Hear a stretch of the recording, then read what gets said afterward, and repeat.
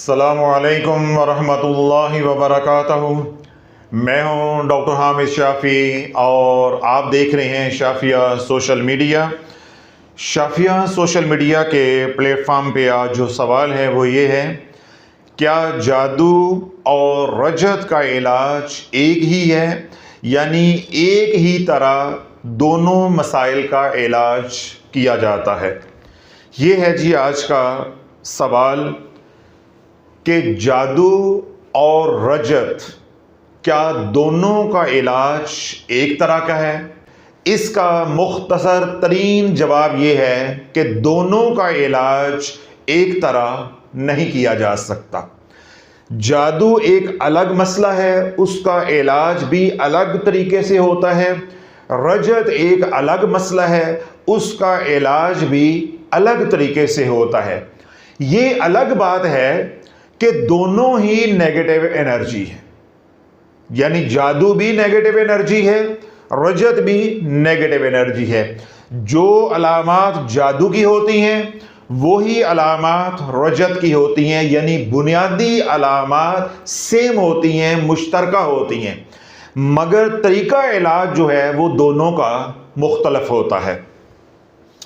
अगर आप रजत का इलाज वैसे ही करेंगे या करवाएंगे जैसे जादू का इलाज किया जाता है, आमिल के सामने या मद्देनजर वो बुनियादी चार अलामात हैं, वो उन्हीं चार अलामात को, यानी माली बंदिश, माली तंगदस्ती, घर में लड़ाई झगड़े, बीमारियां और हर काम में रुकावट, अगर इन चार अलामात को आप खुद या आमिल मद्देनजर रखकर वही पढ़ाई करता है या वही तरीका इलाज इस्तेमाल करता है जो जादू के लिए किया जाता है रजत के मरीज के लिए, तो रजत के मरीज को नफे की बजाय मजीद नुकसान होना शुरू हो जाएगा। दो तीन बुनियादी बातें हैं, उनकी मैं वजाहत कर देता हूं, तो इंशाल्लाह इस सवाल का जवाब शाफी और काफी आपको मिल जाएगा। अमूमी तौर पे जादू का इलाज जलाली अमाल से किया जाता है, जबकि जमाली अमाल से भी जादू का कामयाब इलाज हो जाता है। मिसाल के तौर पे जादू का कामयाब इलाज दुरूद इब्राहिम से हो जाता है। अगर कोई करने वाला हो या कोई रहनुमाई करने वाला हो या कोई आमिल हो दुरूद इब्राहिम का, वो खुद आपका इलाज कर रहा है, तो वो दुरूद इब्राहिम से भी 100%, 99% नहीं, 100% आपका कामयाब इलाज कर सकता है।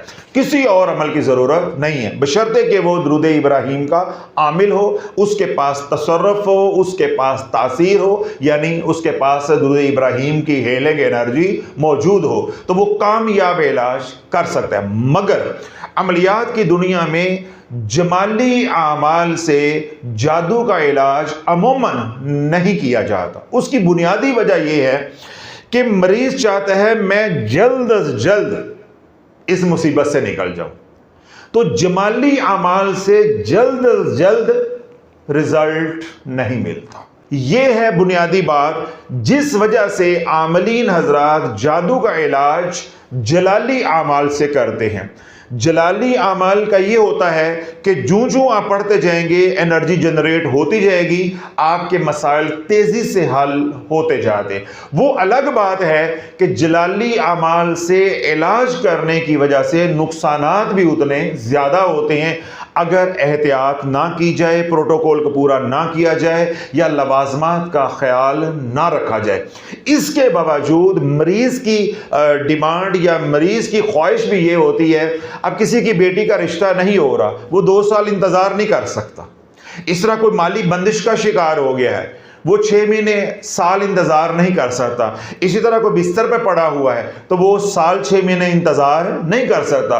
वो तो ये कहेगा कि रात को अमल करूं और अगले दिन मेरा काम होना चाहिए, जो बीमार है उसको शिफा हो जाए, जिसके रिश्तों की बंदिश है उनका रिश्ता हो जाए, जो माली तंगदस्ती का शिकार है उसको खुशहाली मिल जाए। यानी जो जिसका मसला है वो चाहता है कि मेरा मसला फौरन हल हो।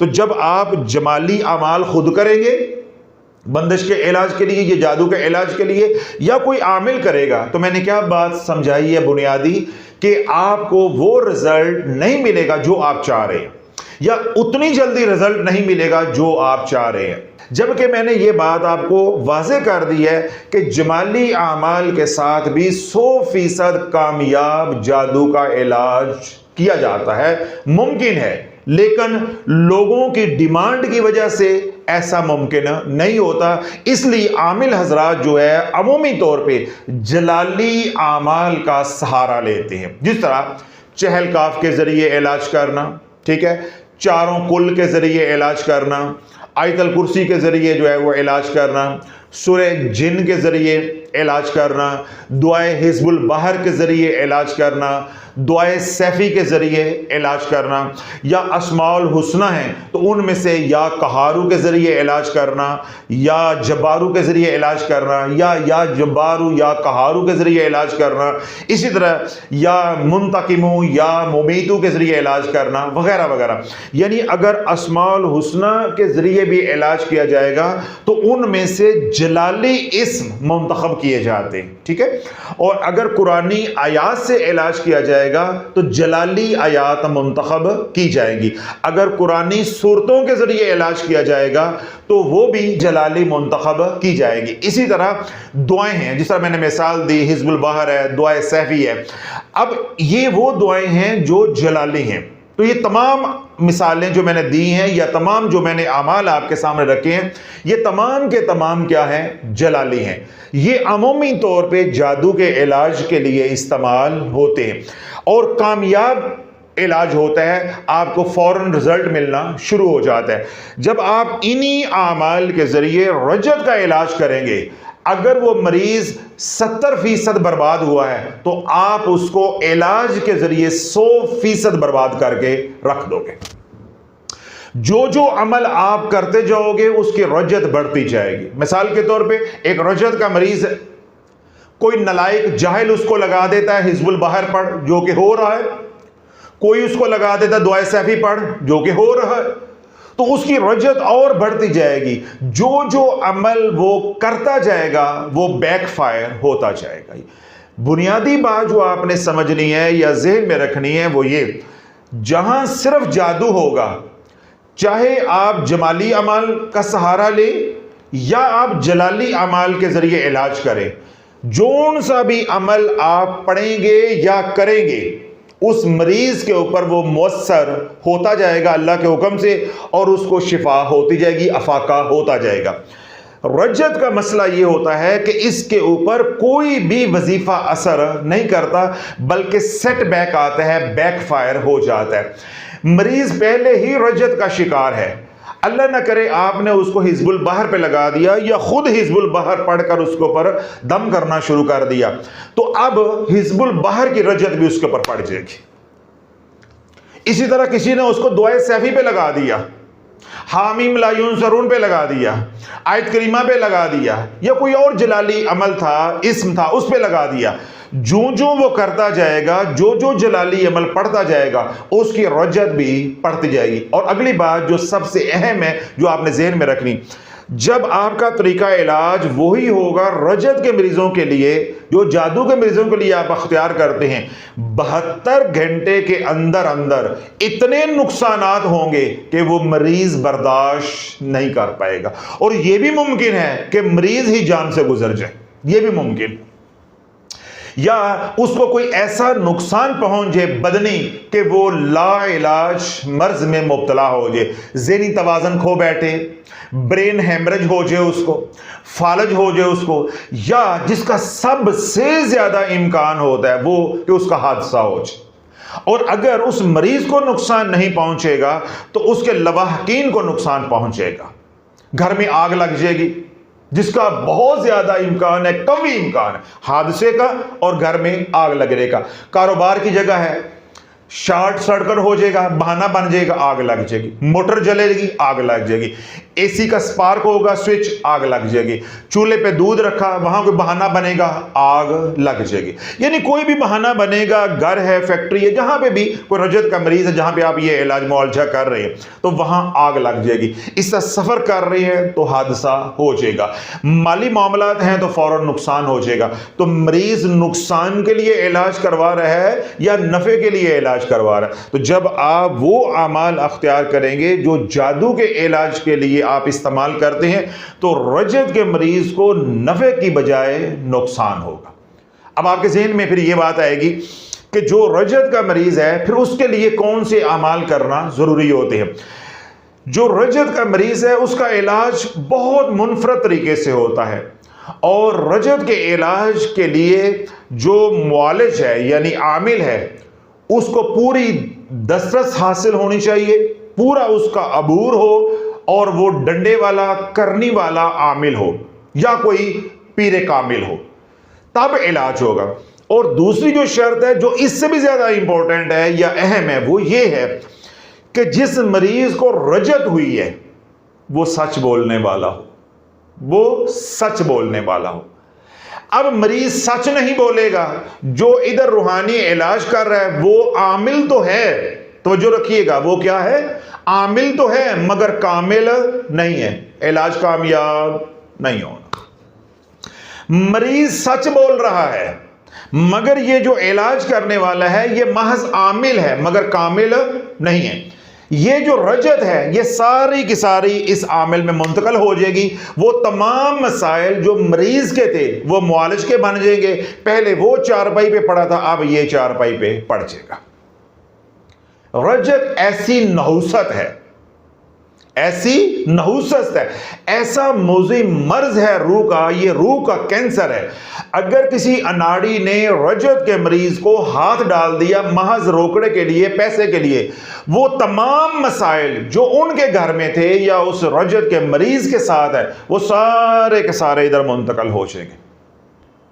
तो जब इलाज करने वाला आमिल तो है, कामिल नहीं है, तो इलाज कामयाब होने वाला नहीं है। दूसरी बात क्या है कि इलाज करने वाला मिसाल के तौर पे आमिल भी है और कामिल भी है, तजुर्बा भी रखता है, मगर मरीज सच नहीं बोल रहा, इलाज होने वाला नहीं है, इलाज होने वाला नहीं है। मैं 2-3 मिसालें देता हूं, दलाइल देता हूं, तो इंशाअल्लाह बात ठक आपके अंदर उतर जाएगी।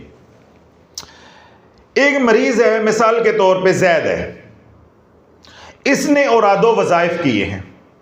रजत के अंदर वज़ाइफ की हिस्ट्री, तावीज़ात की हिस्ट्री, आमलीन के इलाज की हिस्ट्री का होना ज़रूरी है क्योंकि अमाल बैकफायर हुए हैं। अब जैद ने अमाल किए हैं किसी को फड़काने के लिए, तो जो है किसी को टुंगने के लिए अमाल किए हैं। ये कामिल भी है और आमिल भी है, लाला रत्ती बराबर भी नफा होने वाला नहीं। इसलिए मैंने बुनियादी बात आपको समझाने की कोशिश की है कि जो इलाज करने वाला है, रूहानी मुआलिज है, उसका आमिल होना भी, उसका कामिल होना भी जरूरी है, और इसी तरह मरीज का सच्चा और सुच्चा होना भी जरूरी है। वो अपने मुआलिज को बताए कि मैंने कौन कौन सा अमल किया है और किन किन मकासद के लिए किया है। अब मुआलिज आमिल भी है, कामिल भी है, मगर मरीज जो है वो ब्लफ कर रहा है, मरीज झूठ बोल रहा है, वो छुपा रहा है कि मैंने आमाल गलत मकासद के लिए नहीं किए, अपने आप को नेक बनाकर, पारसा जो है वो बनाकर जाहिर कर रहा है, तो इलाज कामयाब नहीं होना। क्यों? अगर आपने आमाल किसी को बर्बाद करने के लिए किए हैं और उनका सेटबैक आया है, बैकफायर हुए हैं, उसका इलाज कुछ और है। आपने अमाल किए हैं दुनियावी मकासद के लिए, भले के लिए, किसी की बुराई के लिए या किसी के नुकसान के लिए नहीं किए, मगर वो अमाल बैकफायर हो गए हैं और आप रजत का शिकार हो गए हैं, इसका इलाज कुछ और है। तो जब मुआलिज को मालूम ही नहीं होगा कि मरीज के ऊपर जो रजत आई है वो किन किन आमाल के करने की वजह से आई है और उन आमाल के करने के पीछे इस मरीज का इरादा क्या था, नियत क्या थी। तो अगर आप रजत का शिकार हो गए हैं या आपका कोई प्यारा रजत का शिकार हो गया है, तो जिसके पास इलाज के लिए जाओ, फिर दाई की तरह कोई उससे पर्दा नहीं रखना। दाई और वकील से कोई पर्दा नहीं होता। जिस तरह दाई और वकील से कोई पर्दा नहीं होता, इसी तरह मौलज हो चाहे वो बदनी चाहे वो रूहानी, कोई पर्दा नहीं होता। जितना आप सच बोलेंगे, जितना आप खुलकर बताएंगे, भाई ये गलत काम हो गया, बात खत्म हो गई, अब इसकी मैं इस्लाह चाहता हूं, इसका मैं इलाज चाहता हूं। अगर आपने आमाल किए हैं किसी को टूंगने के लिए, किसी को मारने के लिए, किसी को सजा देने के लिए, वो बैकफायर हो गए हैं, उसका इलाज कुछ और है। उसका इलाज बहुत आसान है, आपको पी काटने की भी जरूरत नहीं है। वो इलाज अंदर ही अंदर आपने कर लेना है, किसी को पता भी नहीं चलना, सिर्फ आपको कोई गाइड करने वाला हो। और अगर आपने आमाल किए हैं बेटियों के रिश्तों के लिए, बेटे की नौकरी के लिए, घर बनाने के लिए, या आप अजर सवाब के लिए ढेरों वज़ाइफ पढ़ते रहे हैं और बाद में आप रजत का शिकार हो गए हैं, वेस्टेड एनर्जी ने आपके चारों पोल्स ब्लॉक कर दिए हैं, इसका इलाज किसी और तरीके के साथ होना है। कहने को यह भी रजत है, जो आमाल आपने किसी को नुकसान देने के लिए किए, उससे जो रजत हुई वो भी रजत है, ये भी रजत है। लेकिन जब तक तमीज नहीं होगी, तफरीक नहीं होगी मुस्बत और मनफी इरादों के दरमियान, तो आपका इलाज कभी भी कामयाब नहीं होगा, कभी भी कामयाब नहीं होगा।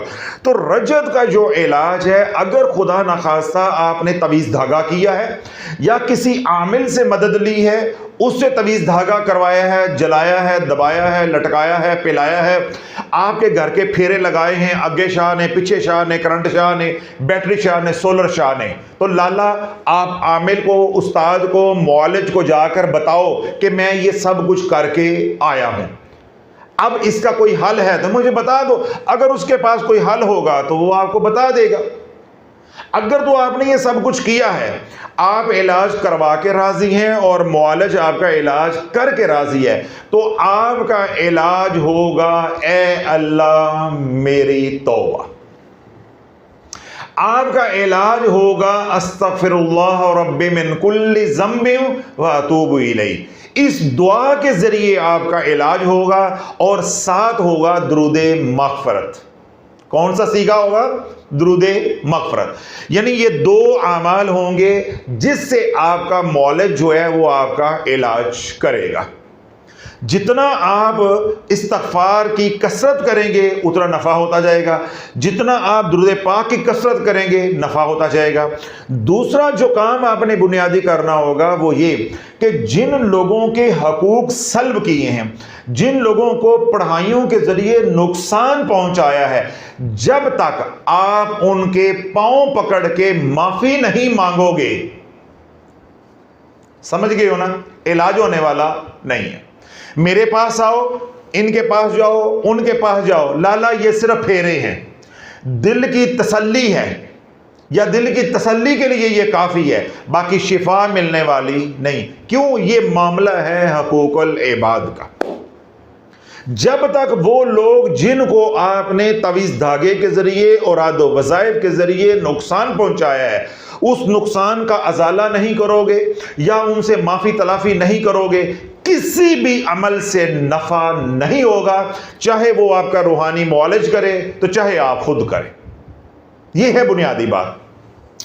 अगर आपने कोई ऐसी हैंकी फैंकी नहीं की, आपने आमाल किए हैं शौकिया अजर और सवाब के लिए, कभी कुछ पढ़ लिया कभी कुछ पढ़ लिया, या आपने आमाल किए हैं अपनी औलाद के लिए, ठीक है, किसी का नुकसान आपका मकसूद और मतलूब नहीं था। अब जो आपका इलाज होगा वो होगा इस्म आज़म के ज़रिए, अस्माउल हुस्ना के ज़रिए। अब इस्म पाक जो है वो अमूमी तौर पे इस काम के लिए जो इस्तेमाल किया जाता है वो है या रहमान या रहीम, या अल्लाह या सलाम, ठीक है, या हफीज़ु या सलाम, या अल्लाह या शाफियु, ठीक है, इस तरह या अल्लाह या हाफिज़ु, या हन्नानु या मन्नानु, या हमीदु या मजीदु। ये वाले अस्माउल हुस्ना जो है, या बिस्मिल्लाहिर्रहमानिर्रहीम, या बिस्मिल्लाहि अल्लाहु अकबर, या बिस्मिल्लाहि अस्तगफिरुल्लाह, या बिस्मिल्लाहिल अज़ीम अस्तगफिरुल्लाह, ये तमाम जो इस्म आज़म हैं ये इस्तेमाल किए जाते हैं। इसी तरह या हय्यु या कय्यूम बिरहमतिका अस्तगीस, ये तमाम इस्म आज़म इस्तेमाल किए जाएंगे आपके इलाज के लिए। और साथ होगा दुरूद पाक का एक छोटा सीगा जो आपका मुआलिज बेहतर जाने वो आपको जो है वो तजवीज़ कर देगा, और साथ दुरूद इब्राहीम होगा इन आमाल की एनर्जी को महफूज करने के लिए, ताकि इन आमाल की जो एनर्जी जनरेट हो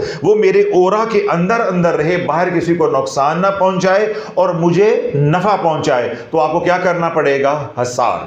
आपको क्या करना पड़ेगा? हसार। फिर इसके साथ सदकात होंगे, वो आपका मुआलजा आपको बताएगा। इसी तरह बखुरात होंगे यानी अरोमा थेरेपी होगी, वो आपका मुआलज बताएगा कि कौन से अमल के साथ कौन सी खुशबू आप इस्तेमाल करेंगे तो उसकी तासीर जो है वो ज़्यादा आएगी, या आपके ओरा के अंदर जो नेगेटिव एनर्जी आ गई है वो ज़्यादा से ज़्यादा किस तरह निकलेगी, या कौन सी खुशबू आप इस्तेमाल करेंगे तो वो एनर्जी आप अपने ओरा से निकालने में कामयाब हो जाएगी। इन तमाम बातों का फैसला आपने नहीं करना। जादू या रजत का इलाज अब आपसे नहीं होगा। अगर आप ये समझें कि मैं एक आध बयान सुनकर, रसाला पढ़ के, किताब पढ़कर या टिकटॉक से देख के अपना इलाज कर लूंगा, तो लाला ये केस और पेचीदा हो जाएगा, और पेचीदा हो जाएगा। तो इसलिए मैं अमूमी जवाब दे रहा हूं ताकि जो मौलजीन हैं उनको भी कोई रहनुमाई मिल जाए और आपको भी मालूमात मिल जाए कि अगर हमने अपना रजत का इलाज करवाना है तो हमने अपने मौलज के पास जाके सच बोलना है कि मैंने ये वजीफे किए हैं और इन मकासद के लिए किए हैं। मैंने आधे जो है टुंगने के लिए किए हैं और आधे भले के लिए किए हैं, या मैंने 100% अपने या किसी के भले के लिए किए हैं, मगर मुझे शराइत का इल्म नहीं था और मेरे साथ ये मसाइल हैं। अब बाकी मामला है मौलज का, वो तशखीस करेगा कि ये रजत किस तरह की है। तो अगली बात मैंने वाज़ेह कर दी है मरीजों के लिए भी, मौलजीन के लिए भी, कि रजत का इलाज अमूमी तौर पे जमाली आमाल से होता है। अगर आप रजत का इलाज जलाली आमाल से करेंगे तो मौलज को भी नुकसान पहुंचने का अंदेशा है, मगर मरीज लीरो लीर हो जाएगा, उसका खानदान भी लीरो लीर हो जाएगा, वो तो बेचारा पहले ही मरा हुआ है। तो जब आप जलाली अमाल से इलाज करने की कोशिश करेंगे कि रातों रात जो है वो रिजल्ट मिल जाए, पहली बात बुनियादी मरीज ने भी और मुआलिज ने भी जो जहन में रखनी है कि जो रजत का इलाज है वो रातों रात नहीं होता। तो जब एक काम रातों रात हो ही नहीं सकता तो आपको क्या जरूरत पड़ी हुई है कि आप जलाली अमाल का सहारा लें, या मरीज को क्या जरूरत पड़ी हुई है कि मेरा इलाज जो है वो जलाली अमाल के जरिए किया जाए। ठीक है, तो हमेशा आमलीन को भी चाहिए और मरीज को भी चाहिए कि अगर आप रजत का शिकार हो गए हैं तो अपना इलाज जमाली अमाल के जरिए करें, और अगर आपने औराद व वज़ाइफ मनफी मकासद के लिए किए हैं तो उसका मैंने तरीका बता दिया है कि उसमें जो बुनियादी या कलीदी किरदार होगा वो होगा, ए अल्लाह मेरी तौबा, माफी तलाफी, हकूकल इबाद की माफी तलाफी। उसके बाद आपका इलाज शुरू होगा। अगर आप हकूकल इबाद की माफी तलाफी नहीं करते, बस जमाली अमाल करना शुरू कर देते हैं या जो आमिल बताता है वो इलाज शुरू कर देते हैं, तो लाला क़यामत तक ये रजत खत्म नहीं होनी, क़यामत तक ये रजत खत्म नहीं होनी। ये तेरी 7 नस्लों को बर्बाद करके रख देगी। आज माफी मांग ले, थोड़ा सा कद छोटा हो जाएगा, लेकिन जो माफी मांगता है अल्लाह कभी भी उसका कद छोटा होने नहीं देता, बल्कि अल्लाह उसका कद बढ़ा देता, अल्लाह उसकी इज्जत को बढ़ा देता है। अगर आज माफी नहीं मांगेगा, 7 नस्लें तेरी अपनी बर्बाद होंगी। तूने किसी का घर बर्बाद किया है, किसी की बेटी का घर बर्बाद किया है, किसी की बेटी का रिश्ता बांधा है, किसी के कारोबार पे आपने औरादो वज़ाइफ पढ़ पढ़ के फूंके मारी हैं।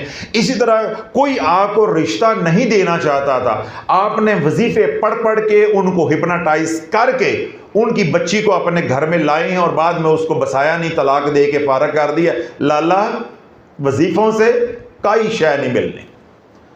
अब तेरे लिए छितर हैं, तेरी तशरीफ बिल्कुल सीधी कर देगी, ये रजत तेरी तशरीफ बिल्कुल सीधी कर देगी, तेरी नहीं तेरी 7 नस्लों की सीधी कर देगी। तो बाकी रही सही कसर मैदान माशर में निकल जानी है।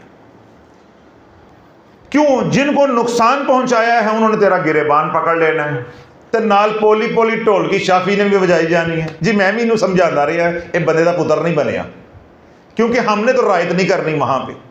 दिन रात हमने लगाया है, दिन रात 3.5 साल दिन रात। नेगेटिव एनर्जी क्या है, इसकी तबाहकारियां क्या हैं, और आदो वज़ाइफ जब प्रोटोकॉल के बगैर करोगे, लवाज़मात के बगैर करोगे, ये दवाई है। बिन ज़रूरत के बिला वजह खाओगे तो टंगे नहीं, टंगे जाओगे। 3.5 साल एक ही मजमून समझाया। अल्हम्दुलिल्लाह जिनके नसीबों में हदायत थी, अल्लाह ने उनको हदायत भी अता फरमाई है, और जिनके नसीबों में अभी जलालत है तो वो जलालत बर्दाश्त कर रहे हैं, झेल रहे हैं। तो आज भी वाज़ेह किया है कि जब तक अगर आपने खुदा ना खासा कुछ आमाल अपनी ज़िंदगी में लोगों को सज़ा देने के लिए किए हैं और बिला वजह सज़ा देने के लिए किए हैं, सिर्फ इंतकाम की आग में जल कर जो है वो आपने ये सब कुछ किया है, जब तक उनसे माफ़ी तलाफ़ी नहीं करोगे, मामला दुरुस्त मखलूक से नहीं करोगे, आपका इलाज कामयाब नहीं होना।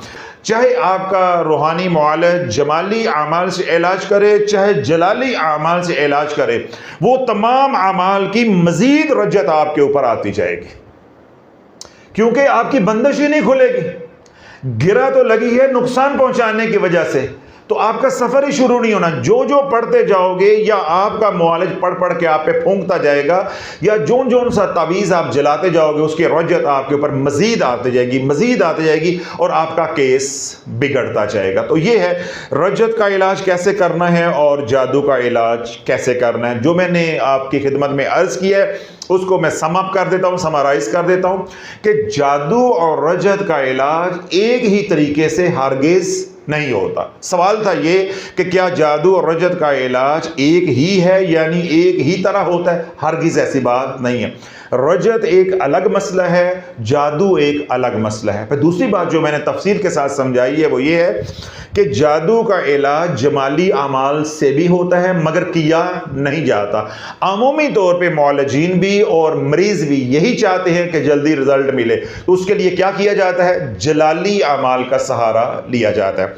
जबकि रज्जत के बारे में मैंने बताया है कि रज्जत के मरीज़ आगे दो तरह के हो जाते हैं, दो तरह के हो जाते। एक वो होते हैं जिन्होंने औरादो वज़ाए तवीज़ धागा पढ़ाइयाँ की या करवाई होती हैं किसी को नुकसान देने के लिए। उनके इलाज का तरीका क्या है? ऐ अल्लाह मेरी तौबा।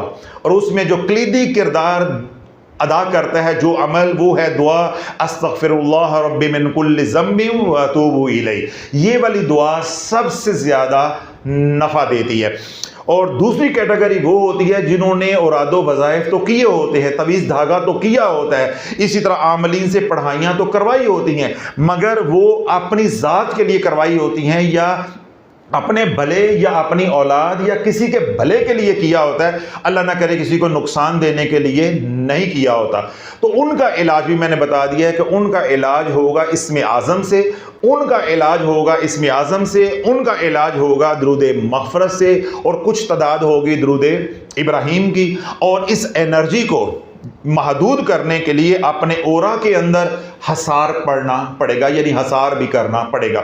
अब हसार कौन सा करना है, इस्म आज़म कौन सा पढ़ना है, दुरूद पाक कितनी तादाद में पढ़ना है, ये सारी बातें कौन बताएगा? रूहानी मौलज बताएगा, जिसने तशखीस की होगी कि आया आप जादू के मरीज़ हैं या रज्जत के मरीज़ हैं। तो वो फिर इन बातों का फैसला करेगा कि किस इस्म आज़म से इस मरीज़ को नफ़ा हो सकता है और कितनी तादाद में पढ़ना है। और अगर रज्जत है तो रज्जत की नौइयत क्या है, ये रज्जत अभी इब्तदाई मरहल पे है या बहुत पुरानी हो गई है।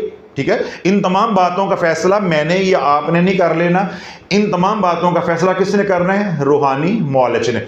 फिर वो आपकी जो मर्ज है उसकी नौइयत के मुताबिक आमाल बताएगा, फिर उनकी तादाद का तयन करेगा, फिर उसके साथ आपको सदकात बताएगा कि कौन कौन सा सदका देना है और किस किस घड़ी में देना है, और साथ आपको बखूरात यानी अरोमा थेरेपी बताएगा। तो ये थी बुनियादी बातें जो मैंने सम अप कर दी हैं। हमेशा ये बात याद रखनी है कि जादू का इलाज किसी और तरीके से होता है और जो रज्जत का इलाज है वो किसी और तरीके से होता है।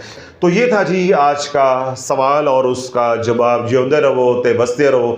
अल्लाह रब्बुल इज़्ज़त दुनिया भर में आपस में जो लोग सुन रहे हैं, अल्लाह आप सबको खुश रखे, आबाद रखे और सलामती वाली, खैर वाली, ईमान वाली अल्लाह ज़िंदगी अता फ़रमाए। दुनिया भर में वो लोग जो परेशान हाल हैं, अल्लाह सब की परेशानियों को दूर अता फ़रमाए। अगर आप अपना कोई इलाज मुआलजा कर रहे हैं या अपने किसी प्यारे का इलाज मुआलजा खुद कर रहे हैं या किसी आमिल से करवा रहे हैं और आपको कोई रुकावट आ रही है या इसी तरह कोई आप औरादो वज़ाइफ कर रही है, आपको रहनुमाई चाहिए, या आप रूहानियात के मुसाफिर हैं या तसव्वुफ़ के मुसाफिर हैं, कोई इश्काल है, कोई सवाल है, तो आप हमारी पेड ऑनलाइन सर्विस से जब चाहें, जिस वक्त चाहें, 24 घंटे दुनिया भर से आप इस्तिफादा कर सकते हैं।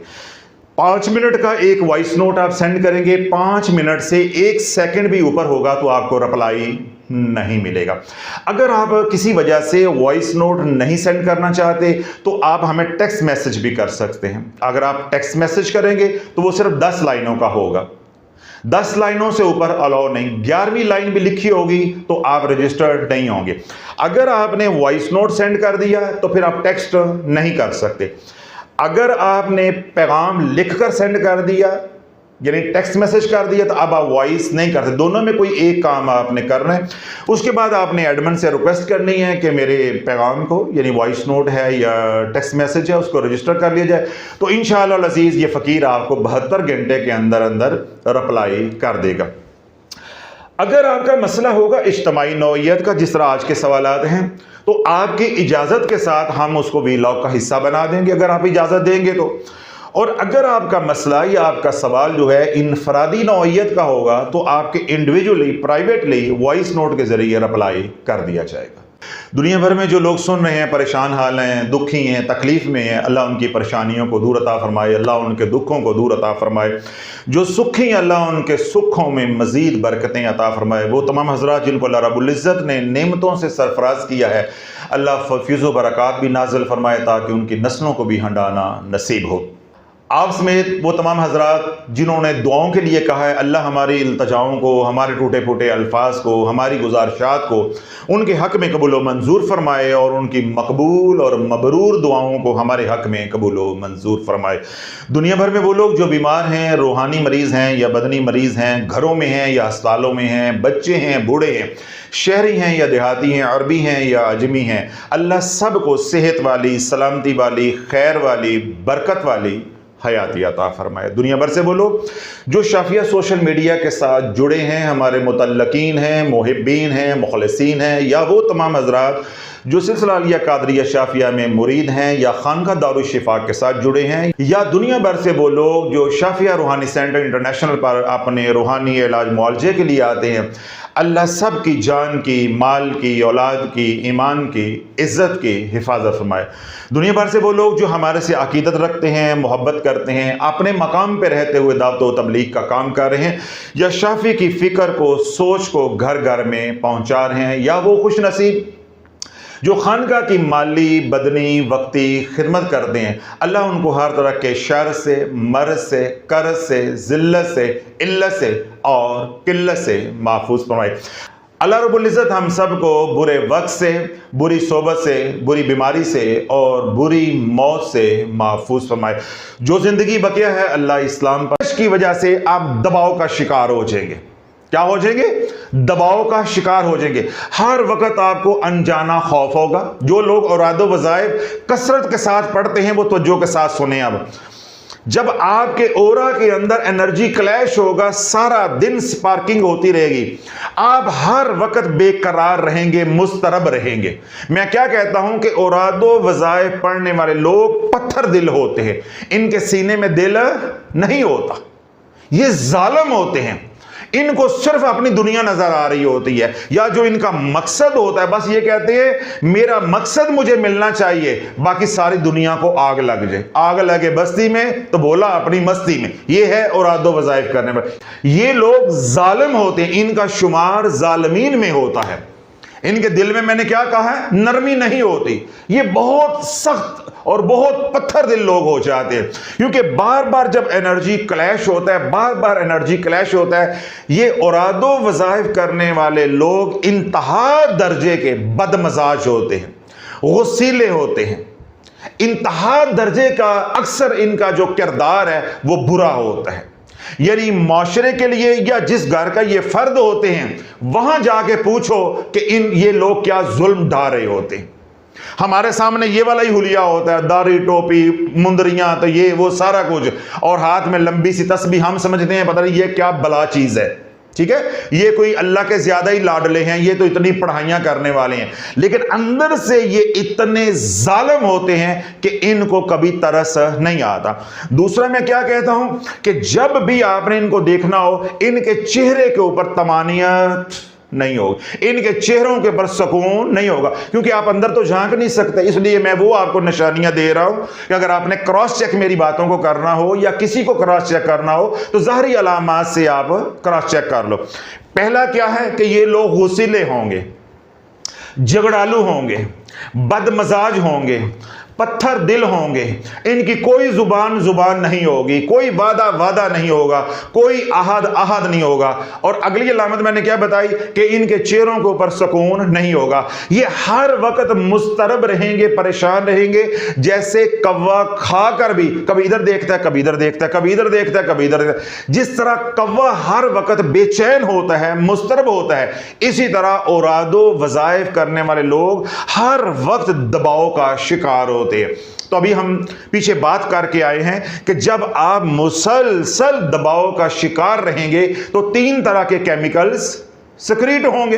पहला कौन सा है? एड्रेनालिन, कॉर्टिसोल और नॉरएपिनेफ्रिन। ये 3 हार्मोन जो है आपकी बॉडी में सिक्रीट होते रहेंगे।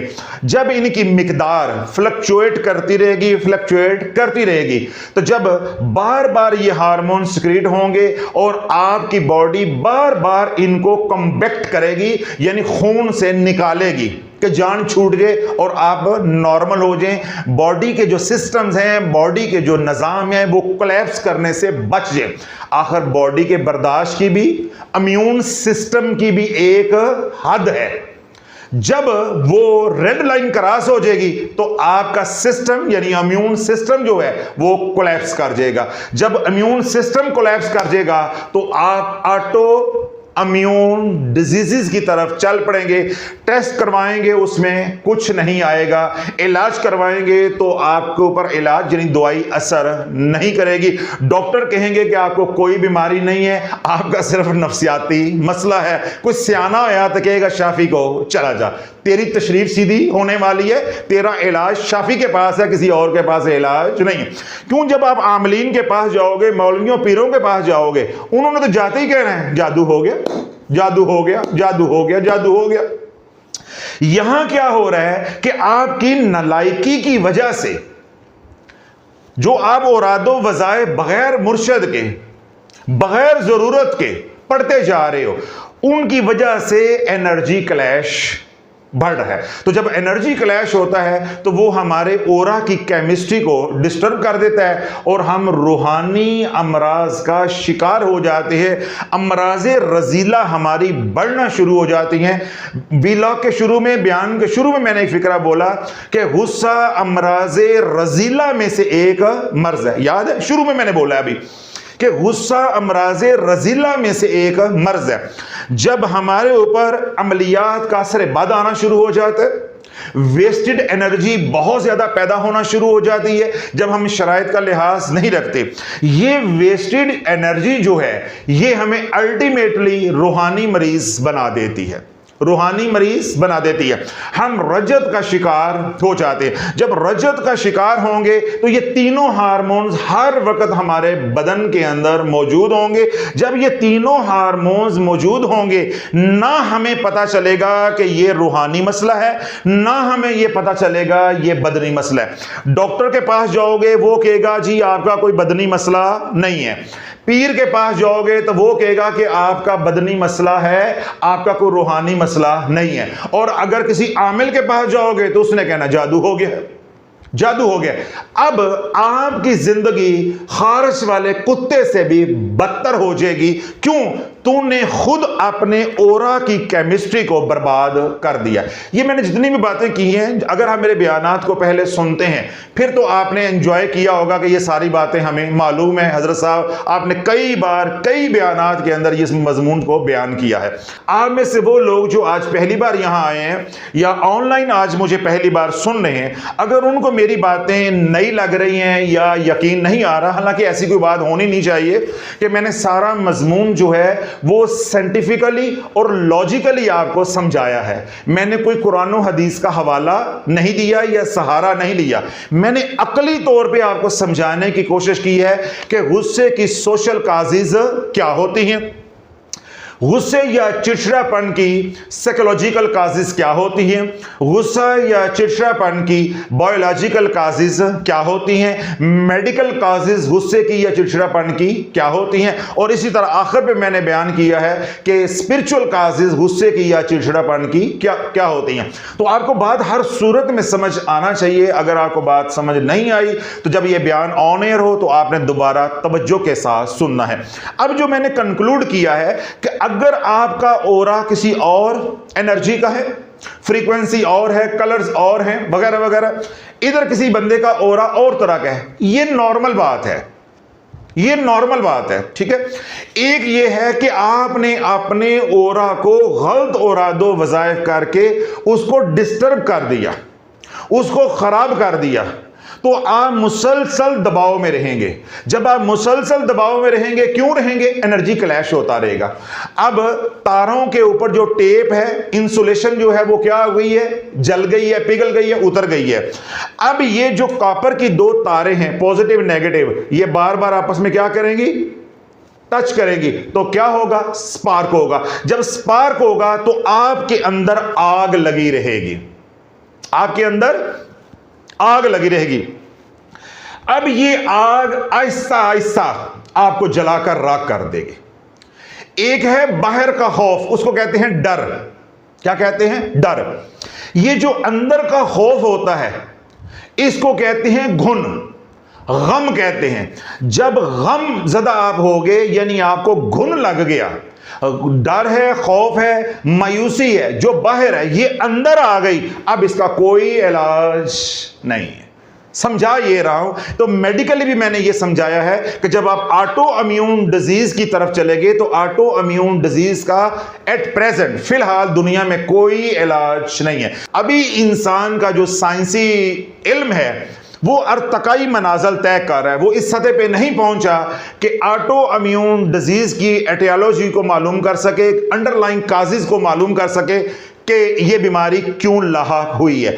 अभी इंसानी इल्म इतना ही बताता है कि जब आप मुसलसल एनर्जी क्लैश की वजह से दबाव में आ जाएंगे, स्ट्रेस में आ जाएंगे, उल्टे वज़ाइफ पड़ेंगे, या कोई ऐसा माहौल है जिसमें दबाव बहुत ज़्यादा आपके ऊपर, हर वक्त आप ज़हनी दबाव का शिकार हैं, तो 3 हार्मोन आपके अंदर प्रोड्यूस होंगे।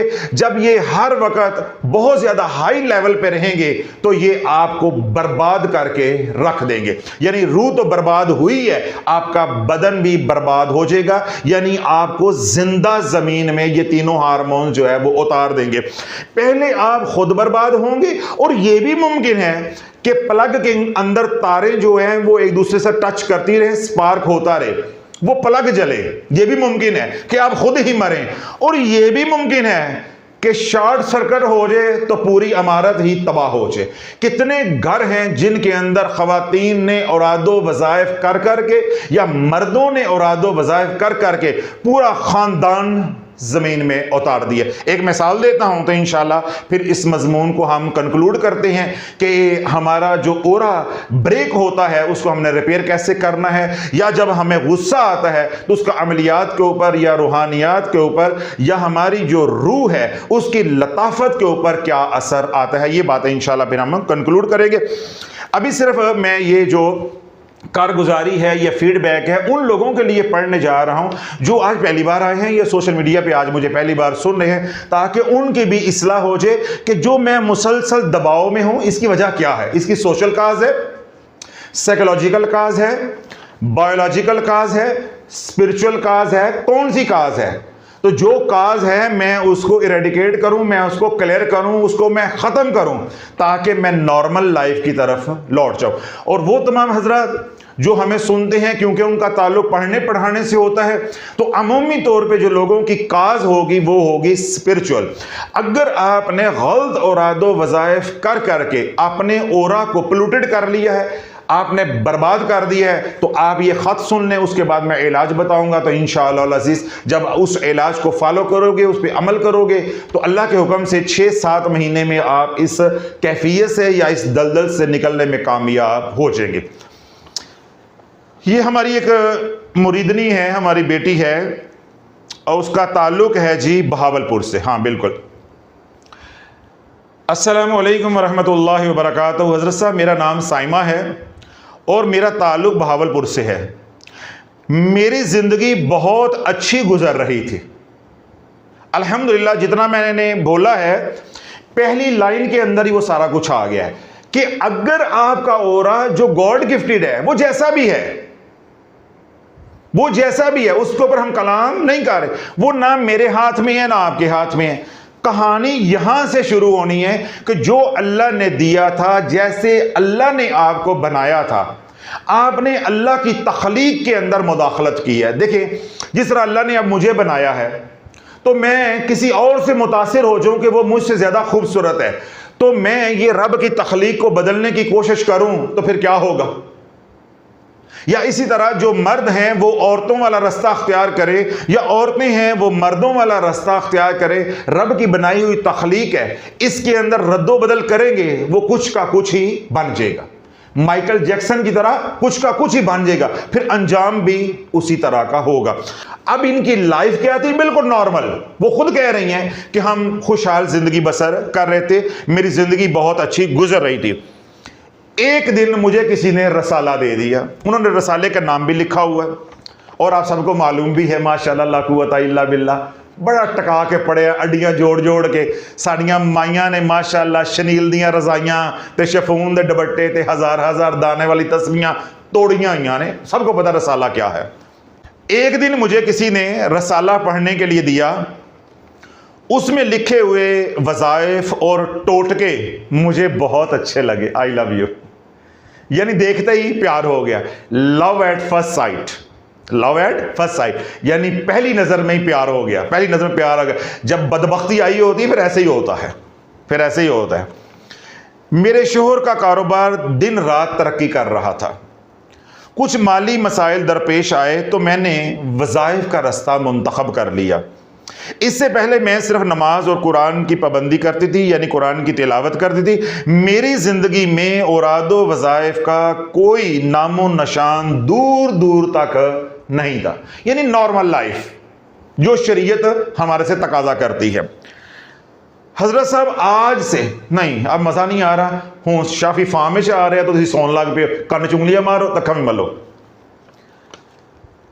मैंने आज से 12 साल पहले, कितने साल पहले? 12 साल पहले औरादो वज़ाइफ की दुनिया में कदम रखा। कुछ औरादो वज़ाइफ मैंने शौकिया किए, कुछ सवाब के लिए किए और कुछ अपनी ज़रूरतों के लिए किए।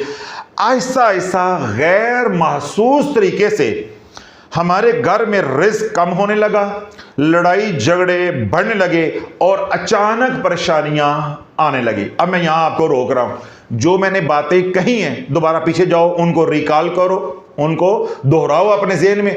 अब जिस घर में रिज़्क़ कम होना शुरू हो जाएगा, लड़ाई झगड़े शुरू हो जाएंगे और परेशानियां आना शुरू हो जाएंगी, वो घर वाले लुड़ियां डालेंगे, ये दबाव में रहेंगे, हर वक्त दबाव में रहेंगे।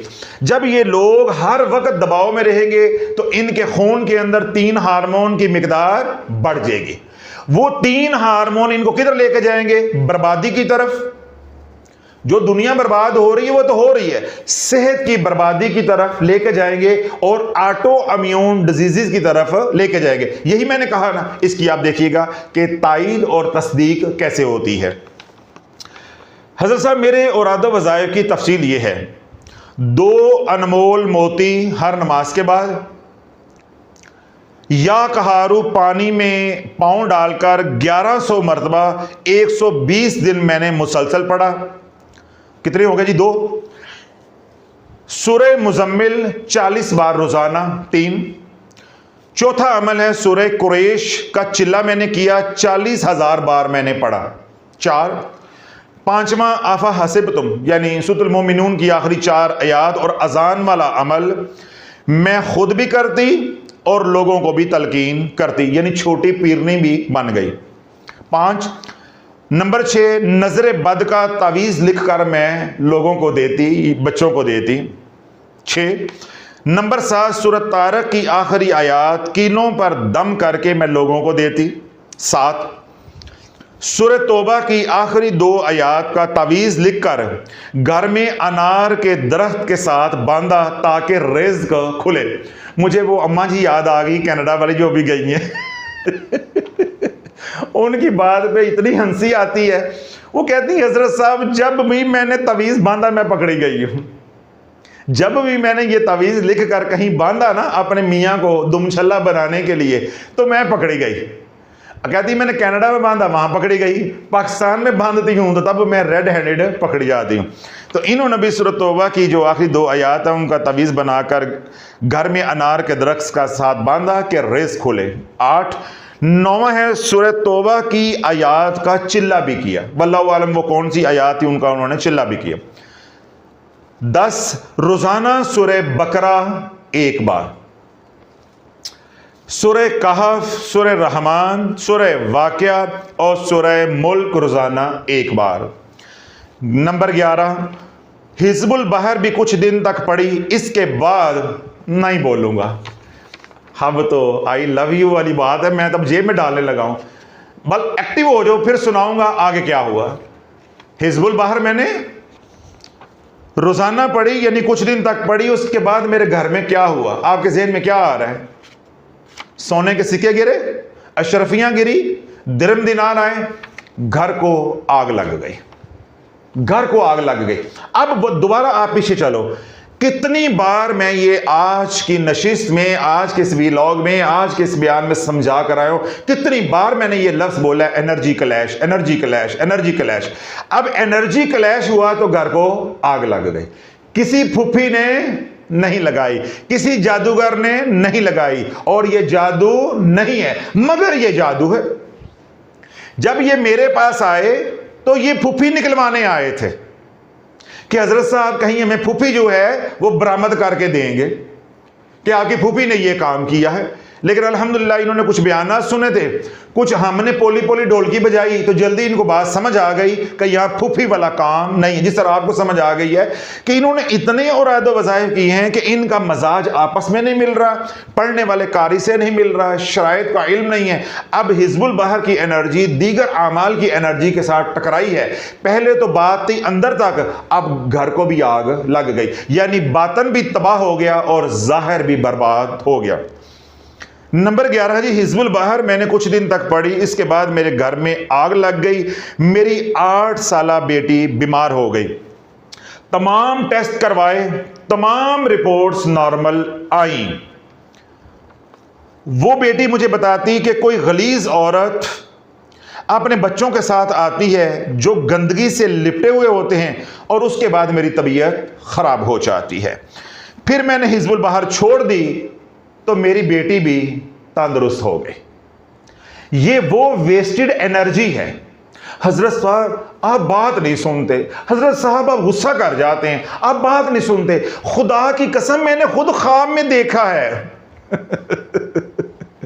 ये वेस्टेड एनर्जी है, ये वेस्टेड एनर्जी है जो शैतानी शक्लें बनाकर आते हैं। हजरत साहब मैंने आपको 5 मिनट का वॉइस किया, ये क्या बात है, हमने आपको टोकन भी दिया, फीस भी भरी, आपने रिकॉर्डेड मैसेज जो है हमें सेंड कर दिया। अच्छा जी, मैंने कहा जी कौन सा रिकॉर्डेड सेंड कर दिया? मैंने कहा जो आपने पूछा था मैंने उसका जवाब दिया। नहीं आपने मेरे ख्वाबों को तो जवाब दिया नहीं है। मैं कहा कौन से ख्वाब देखते हैं? मुझे बार बार पखाना नजर आता है, काला पानी नजर आता है, लड़ाई झगड़े नजर आते हैं, भूत बंगले नजर आते हैं और मुझे खून खराबा नजर आता है। मैंने कहा जो तेरे करतूत हैं क्या तुझे मक्का मदीना नजर आना है? यही कुछ नजर आना है? अब मुझे बताओ इन गैर जरूरी बातों का मैं क्या जवाब दूं? तो जब वॉइस नोट होता है उसमें जो ख्वाब होते हैं मैं निगलेक्ट कर देता हूं। यहां भी लोग आते हैं हज़रत साहब एक ख्वाब सुनाना है, मैं कहता चुप कर जा, तू ख्वाब ना सुना तो मुझे कोई गाना सुना दे, वो सुन लूंगा, चाहे सवाब है चाहे गुनाह है, वो सुन लूंगा। तेरा ख्वाब मैंने नहीं सुनना। तो ना जुरत करना मेरे वहां से किराया भरा के आके मुझे ख्वाब सुनाने की। और अल्लाह के बंदो, आज के दौर में सच्चा बंदा नहीं मिलता, तो सच्चा ख्वाब कहां से आ जाएगा? एक बात। दूसरी बात यह है कि सच्चा ख्वाब यानी मुबश्शरात जो होते, once in a blue moon, कभी कभार होता है। इधर तो रोजाना रात को 6 ख्वाब आते हैं।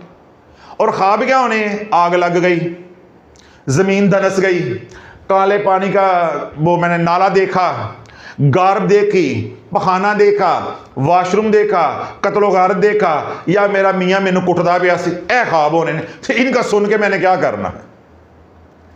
इनका सुनकर मैंने क्या करना है? अल्लाह वालों, इससे करोड़ गुना बेहतर है कि जब अपने मुर्शिद के पास जाओ, अपने हादी, अपने पीर के पास जाओ, तो उसके चेहरे की जियारत करते रहो। मकबूल हज उम्रे का सिर्फ सवाब नहीं, जब तक देखते रहोगे तुम्हें मकबूल हज उम्रे का सवाब मिलता रहेगा। तो ये ख्वाब सुना के आपने वक्त भी बर्बाद करना है। जब अपने शेख के पास जाओ, जो दुआ करोगे अल्लाह कबूल फरमाएगा। अपने माँ बाप की जियारत के लिए जाओ, जो रस्ते में दुआ करोगे, जो वापसी पे दुआ करोगे, जाते और आते रस्ते में जो दुआ करोगे, चाहे साथ वाला घर है, चाहे दूसरी गली में घर है, चाहे दूसरे कस्बे गांव में घर है, चाहे दूसरे शहर में घर है, जितने कदम उठाओगे, एक के कदम के ऊपर अल्लाह तेरे गुनाह भी माफ करता जाएगा और तेरे दर्जात को भी बुलंद करता जाएगा। और हर कदम के ऊपर अल्लाह तुझे 100 नेकियां अता फरमाएगा। तो वहां से ये मुझे सुनाने आना, हजरत साहब मैंने वो गंदा नाला देखा है, हजरत साहब मैंने टॉयलेट देखा है, हजरत साहब मेरे घर में छिपकलियां निकलती हैं, हजरत साहब मेरे घर में कॉकरोच निकलते हैं। ओ भाई, ये वेस्टेड एनर्जी है। मारो कान च उंगलियां, ये वेस्टेड एनर्जी है। ये वो गुनाहों की नहुसत है। अगर आप गुनाह नहीं करते, औरादो वज़ाइफ करते हो, तो एनर्जी क्लैश की वजह से जो तीसरी एनर्जी पैदा हो रही है, ये वो है। ये फूफी नहीं है, ये जादू नहीं है। जब आप इन औरादो वज़ाइफ को छोड़ दोगे, अपना इलाज करवाओगे, या अल्लाह की नाफरमानी करते हो तो वो छोड़ दोगे, वेस्टेड एनर्जी कम होती जाएगी। ये तमाम ख्वाब भी खत्म हो जाएंगे। घर के अंदर काकरोच हैं, घर के अंदर चूहे हैं, घर के अंदर चूंटियां हैं, या घर के अंदर दीगर हशरातुल अर्ज़ जिन्नात हैं, ये तमाम आहिस्ता आहिस्ता आहिस्ता आहिस्ता खत्म हो जाएंगे। साथ आप 4K का खिजरी एयर फ्रेशनर इस्तेमाल करो सुबह फजर के बाद नमाज फजर, और जवाल के वक्त 11:30 से 12, और इसी तरह 4K के बखूर इस्तेमाल करो। मगरिब की नमाज से 15 मिनट पहले जला दो, वो जलता रहे, 1.5 घंटा वो जलेगा। इंशाल्लाह हफ्ता 10 दिन के अंदर ये तमाम वेस्टेड एनर्जी आपके घर से खत्म हो जाएगी। मुझे बताओ, ये लेना है या मुझे ख्वाब सुनाने हैं? ये लेना है या मुझे ख्वाब सुनाने हैं? अब इस खातून के यहाँ, यानी ये जो मिसिस साइमा है, उनके यहाँ क्या है कि वेस्टेड एनर्जी बहुत ज़्यादा। उस वेस्टेड एनर्जी की वजह से बच्ची बीमार हो गई। जो ही उसने हिजबुल बहर बंद की, वो घर में नुकसानात है वो भी ख़त्म हो गए, बच्ची जो है वो भी तंदुरुस्त हो गई। और वो जो उसको ख्वाब आते थे कि एक औरत आती है, उसके साथ बच्चे होते हैं, वो गंदगी से लिपटे होते हैं, जो ही वो मुझे नज़र आती है और मेरी तबीयत ख़राब होना शुरू हो जाती है। तबीयत बच्ची की ख़राब होती थी एनर्जी क्लैश की वजह से और वेस्टेड एनर्जी की वजह से। हिजबुल बहर मैंने जब छोड़ दी तो बच्ची की तबीयत भी ठीक हो गई। हिजबुल बहर के दौरान हजरत साहब मैं पागल होते होते बची। खुदा की कसम मेरा दिल करता है मैं एक एक फिक्रे के ऊपर आपको कहूं कि आंखें मल लो, कान जो है वो साफ कर लो, एक एक फिक्रा अपने अंदर उतारो और हुजूर की उम्मत तक पहुंचाओ। किसी का घर बर्बाद होने से बच कि हुजूर की उम्मत को इन पीरों ने, पेशवाओं ने, मौलवियों ने, वजीफों का चूरन बेचने वालों ने किधर लगा दिया, किधर लगा दिया। वल्लाहु आलम इनकी क्या नेकी थी, अल्लाह रब्बुल इज्जत ने इनको वे आउट दे दिया, रास्ता दे दिया, वगरना इनके बचने की कोई सूरत हाल नहीं थी, कोई उम्मीद नहीं थी। हजरत साहब मैं पागल होते होते बची। इस दौरान छोटी बेटी जो 5 साल की थी बीमार हो गई। डॉक्टर ने कहा कि इसके गुर्दे ख़त्म हो गए हैं, गुर्दे खत्म हो गए। देखिए कल कराची से एक केस है, कल रात को, कल जुमेरात थी, कल रात को एक केस आया। लड़के की उम्र मैं समझ रहा था कोई 60-70 साल का कोई आमिल है। उसने क्योंकि लिखा हुआ था मैं आपकी शागिर्दी में आना चाहता हूं, मुरीद होना चाहता हूं, आपका आसरा चाहता हूं, वगैरह वगैरह, इस तरह के फिक्रे लिखे हुए थे। तो मैं समझ रहा था कि ये 50, 60, 70 साल का आमिल है, अब इसको बात समझ आ गई है तो ये तौबा करना चाह रहा है और जो रूहानियत का रास्ता है वो अख्तियार करना चाह रहा है। जब मैंने बातों बातों में पूछा तो पता चला जी उम्र सिर्फ 30 साल है। शौक शौक में औराद वज़ाइफ किए, इस बच्ची की तरह, साइमा की तरह अमलियात किए, फिर फूका प्रोग्राम शुरू हो गया कि चलो थोड़े बहुत नोटू आएंगे। वो नोटू के चक्कर में आज का डायलिसिस करवा रहा है, जिंदगी और मौत की कश्मकश में है, जिंदगी की भीख मांग रहा है, एड़ियां रगड़ रहा है। अब मुझे पैगाम भेजा था क्या मेरे गुर्दे ठीक हो जाएंगे। मैंने कहा पहले मुझे रिपोर्टें भेजो कि आपके गुर्दे की जो फंक्शनिंग है वो कितने परसेंट है, कितने परसेंट गुर्दे जाया हो चुके हैं और जो फंक्शन कर रहे हैं यानी गुर्दा जो काम कर रहा है वो कितने परसेंट बाकी है, मुझे को मालूम तो हो। अब मैं तुम्हें डायलिसिस बंद करवा दूं, वहां से यहां बुला लूं, पता चले रास्ते में तू फड़क गया तो कौन जिम्मेदार होगा। समझ आ रही बात। तो 30 साल का नौजवान मौत के मुंह में तकरीबन चला गया। उसके लिए भी दुआ करे अल्लाह उसको भी जिंदगी अता फरमाए। उसने भी वल्लाहु आलम लालच में, हवस में ये सब कुछ किया है या ला इल्मी में किया है। लालच में भी किया है या हवस में भी किया है तो ला इल्मी तो जरूर है ना हसार किया ना शराइत, और जो मौलवी पकड़ा, जो पीर पकड़ा, जो उस्ताद पकड़ा वो भी नालायक, वो भी नाकस। आगे करवाने वाला भी, करने वाला भी उसी तरह का, करवाने वाले का तो कुछ गया नहीं है और करने वाला जो है यानी वो नौजवान जो 30 साल का है वो कब्र के बिल्कुल धाने पे पहुंच गया, बिल्कुल करीब पहुंच गया है। डॉक्टर ने कहा कि इस बच्ची के गुर्दे खत्म हो गए हैं। फिर मैंने बकरे का सदका दिया और दोबारा टेस्ट करवाए तो अल्हम्दुलिल्लाह रिपोर्ट्स बिल्कुल नॉर्मल आ गई। क्या ये बात दिमाग कबूल करता है? ये है वेस्टेड एनर्जी।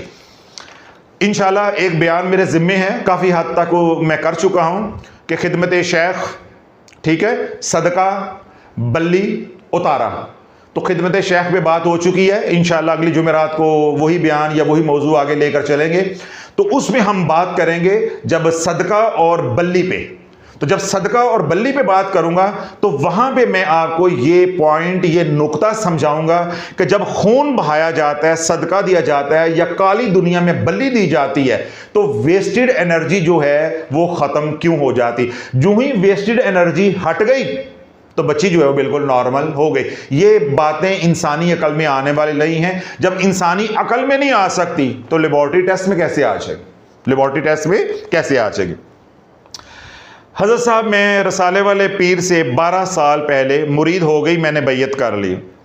उन्होंने एक नजी महफिल में मुझे सूरह कौसर का वजीफ़ा बताया कि 129 बार रोज़ाना पढ़ो। फिर मैंने उसके 2 नसाब पढ़े, मेरा रिज़्क़ और भी तंग हो गया मेरा रिज़्क़ और भी तंग हो गया। फिर उन्होंने कहा जो हमारे रसाले वाले पीर साहब की हवेली है वहां जाकर खजूर के तने में 11 कील ठोंको। कितने कील? 11। अब देखो लवलो, मैं कहता हूं कि इनकी तशरीफ सीधी करके 10-10 लगाओ, यानी इनको लम्हा डालो, इनको 10-10 लगाओ, इनकी तशरीफ सीधी हो जाए। मैं 10 कहता हूं तो बुरा मान जाते। हजरत साहब देखिए आप इस तरह ना कहा करें, हमारा दिल दुखता है, हम परेशान हो जाते हैं कि आप ही जब यूं करेंगे तो फिर हमारा को वाली वारिस कौन होगा। ओ भाई उधर 11 कील हैं तो मैं तो सिर्फ 10 जूतों की बात करता हूं, तो ये आराम से बात खत्म हो जानी है। ना खून निकलना है ना पानी निकलना है, 10 जूते लगने हैं, बस हल्की हल्की स्वेलिंग होगी कि कोई लगाने शाफी नहीं है तो यहाँ वो मेरे खान ने लगाने हैं, तबीयत बिल्कुल रमा हो जाएगी इंशाअल्लाह। आइंदा सारी जिंदगी जो है वो ताबेदार बनकर होगी, आपको पता होगा किस तरह के काम नहीं करने। अब 11 कील ठोंकने के लिए मैडम चली गई हैं उस शहर में, वहां कोई खजूर का दरख्त है, वहां जाके 11 कील ठोंकने। 11 कील ठोंकने का कहा कि 11 कील अगर आप ठोंकोगे वहां जाके तो बंदिश खत्म हो जाएगी। मैंने वहां जाकर पीर साहब के कहने पर 11 कील खजूर के तने में ठोंके, पर मिली कोई शय नहीं, मगर कोई फायदा नहीं हुआ। आज से 2.25 साल पहले मैंने जनाब डॉक्टर हामिद शाफी साहब का सिर्फ एक बयान सुना तो मुझे अपने मसाइल की वजह पता चल गई। मैंने बिन मुर्शद और बिला ज़रूरत वज़ाइफ पढ़े और मैं रजत की मरीज़ा बन गई। मेरा बेटा शदीद बीमार हुआ, उसके जिस्म में दिन रात सुइयां चुभती थी। फिर दोबारा पीछे एनर्जी क्लैश, बार बार जब तारे मिलेंगी स्पार्क करेगी। अब ये स्पार्क हो रहा है बॉडी के अंदर, दो एनर्जीज आपस में टकरा रही हैं, दो मजाज आपस में बार बार टकरा रहे हैं, दो ओरा की इंटरेक्शन हो रही है। उस इंटरेक्शन की वजह से, उस क्लैश की वजह से सुइयां बच्चे के बदन के अंदर चुभ रही हैं।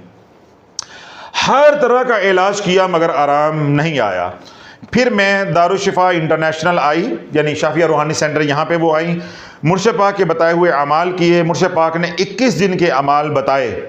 अल्हम्दुलिल्लाह पहले ही हफ्ते में इतना अफाका हुआ कि मेरा बेटा 8-8 गोलियां रोज़ाना खाता था।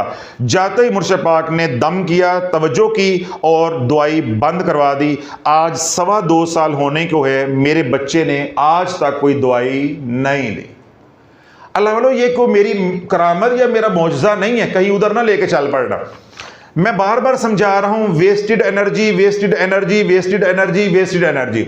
जब वो यहां आए, उनके दुख हमने अपनी झोली में डाल लिए, उनकी वेस्टेड एनर्जी को हमने अपने अंदर जज्ब कर लिया। हमारी पॉजिटिव एनर्जी अल्हम्दुलिल्लाह उधर मुंतकिल हो गई, बच्चा फिट हो गया। ये कुल साइंस है। इसको करामत कह लो, इसको तसर्रुफ कह लो, इसको अख्तियार कह लो, इसको इलाज कह लो, जो भी आपको समझ आता है।